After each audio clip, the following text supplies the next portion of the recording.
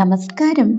ഇന്നത്തെ വീഡിയോയിൽ നമ്മൾ സംസാരിക്കുന്നത് കർക്കിടക മാസത്തിൽ എങ്ങനെ നമ്മുടെ ചർമ്മവും മുടിയും സ്വാഭാവികമായി സംരക്ഷിക്കാമെന്നാണ്.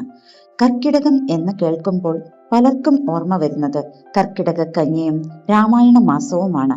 എന്നാൽ ഈ മാസം സൗന്ദര്യ സംരക്ഷണത്തിനും ഏറ്റവും അനുയോജ്യമായ സമയമാണ്. മഴക്കാലത്ത് ചർമ്മം ഔഷധങ്ങളെ കൂടുതൽ നന്നായി സ്വീകരിക്കുന്നതിനാൽ ആയുർവേദ ചികിത്സകൾക്ക് ഈ കാലത്തിന് പ്രത്യേക പ്രാധാന്യമുണ്ട്. ആദ്യം ചർമ്മ സംരക്ഷണത്തെക്കുറിച്ച് നോക്കാം. കുളിക്കുന്നതിന് മുൻപ് നാൽപ്പാമരാതി എണ്ണ പുരട്ടുന്നത് ചർമ്മത്തിന് തിളക്കം ലഭിക്കാനും നിറം മങ്ങിപ്പോകുന്നത് കുറയ്ക്കാനും സഹായിക്കും. ചൊറിച്ചിലോ അലർജിയോ ഉള്ളവർക്ക് ഏലാതികേരം ഉപയോഗിക്കുന്നത് ഗുണം ചെയ്യും. സോപ്പിന് പകരം ചെറുപയർ പൊടിയോ വാകപ്പൊടിയോ ഉപയോഗിച്ച് കുളിക്കുന്നത് ചർമ്മത്തിന്റെ സ്വാഭാവിക ഈർപ്പം നിലനിർത്താൻ സഹായിക്കും.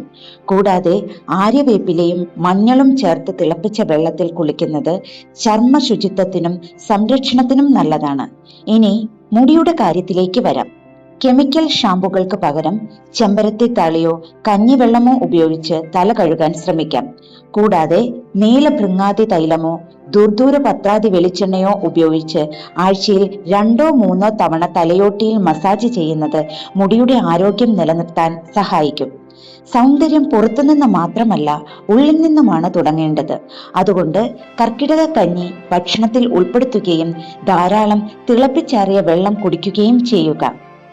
അതുപോലെ ചില കാര്യങ്ങൾ ഒഴിവാക്കാനും ശ്രദ്ധിക്കണം.